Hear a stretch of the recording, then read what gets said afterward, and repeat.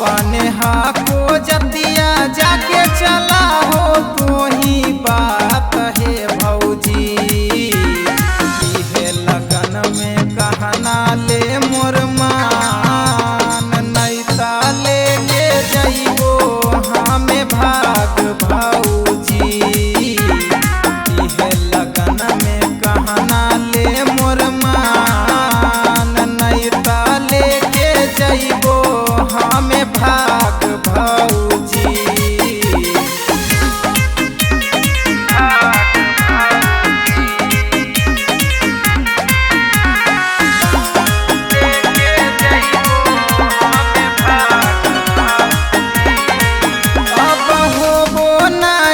हमारा बरदास है भौजी, हमारा लागल हो छौड़ी पर आस है भौजी।